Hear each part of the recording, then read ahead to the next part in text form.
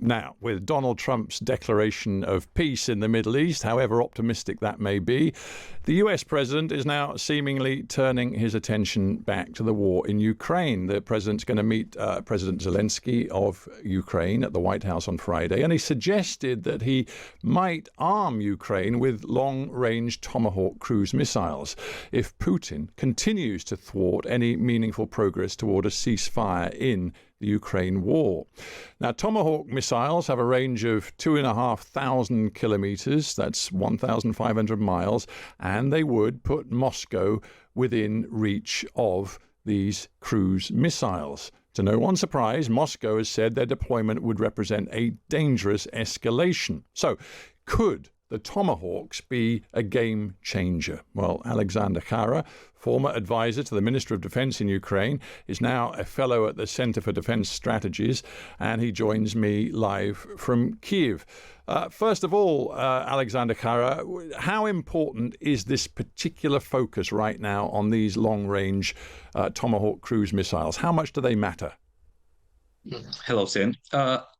Certainly there is no Wunderwaffe. There is no a single weapon that can change the, let's say, the tide of this war.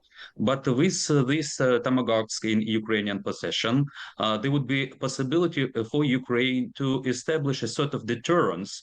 So we can talk to Russians. You do not target our civilian infrastructure, energy and infrastructure, and so on.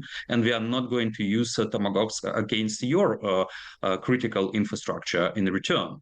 And certainly we can employ such a weapon against the hard-to-reach targets within Russia, like the weapon production or stockpiles of missiles and drones that they have. So we will be able to degrade their ability to inflict great pain on Ukrainian citizens, first and foremost on civilians. So it will be pretty good from this point of view. And finally, it means that we can ask Americans for any other weapons short of the nuclear arms, because Tomahawks are on top of this hierarchy.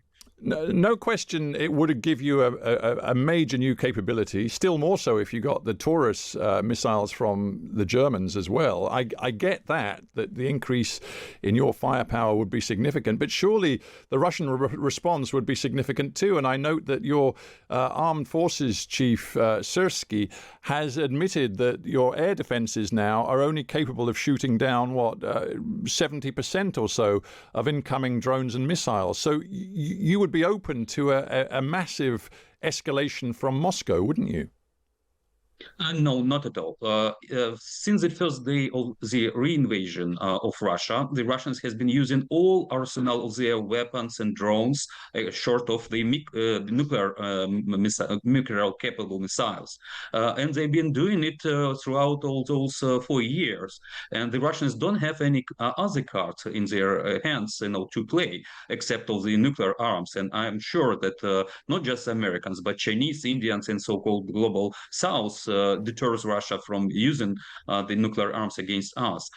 Yes, we have less and less capabilities to shut down the rising number of Russian Shahid drones into Ukrainian cities, but they've been doing it, for half of a year. There was no single Tomahawk in our possession, but the Russians were escalating for the simple reason they cannot achieve any serious goals on the battlefield. That's why they want to degrade our ability to sustain our war effort and to break our will, which is not going to happen. I want to ask you about Donald Trump, because in recent days, you, of course, will have been watching, just as we have, Trump going to the Middle East, receiving all of the plaudits for brokering a deal, which he calls a peace deal. Fundamentally, it's a ceasefire and hostage for prisoner exchange deal, but he calls it the historic peace deal.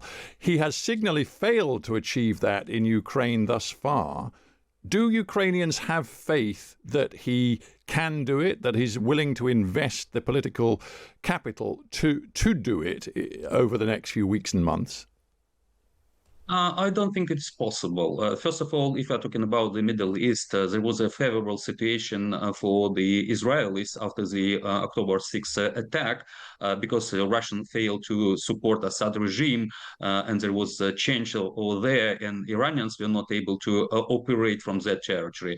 And certainly the Israeli forces were able to fight Hamas and partially Hezbollah. So, and it was weakened Iran, and then there was a joint strike against Iranian targets. If you're talking about Europe in general and Ukraine in particular, it's a completely different case.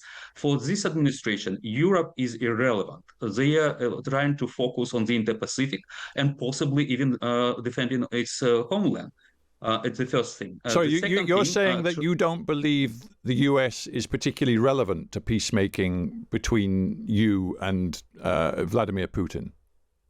well, they might be relevant if Trump decides to convert his harsh words towards Russia and Putin into the deeds, like hell of tariffs and providing Ukraine with necessary weapons.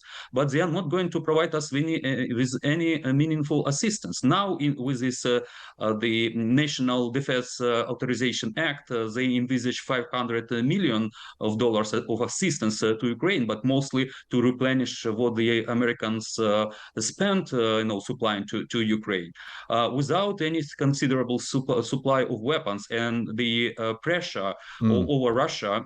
There is no possibility to It's change the strategic it's calculus of very Mr. interesting. Putin Very and to stop interesting. his attack. Yeah, sorry to interrupt, but it's very interesting. You're as clear now as that Donald Trump is not going to invest what is needed to bring this war to an end.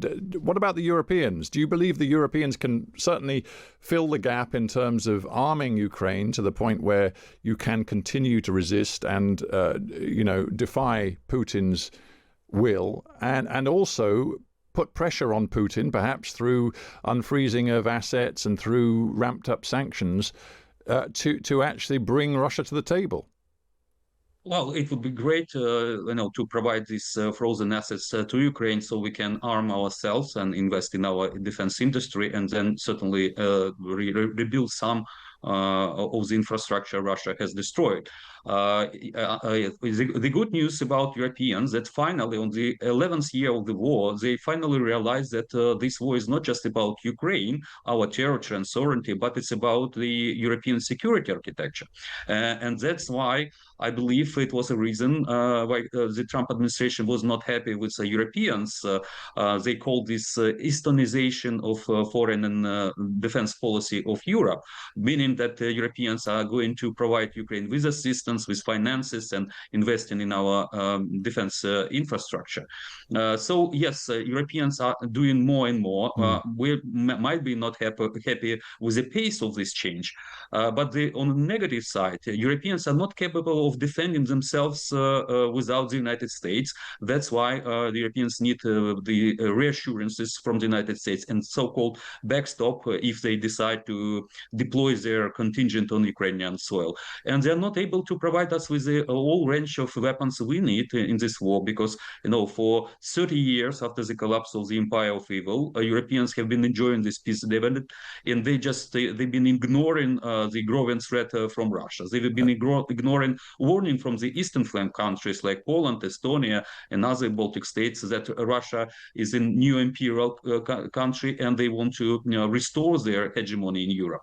Alexander Khara, we have to end it there, but thanks very much for joining us on The Times at 1. Thank you for having me, Steve.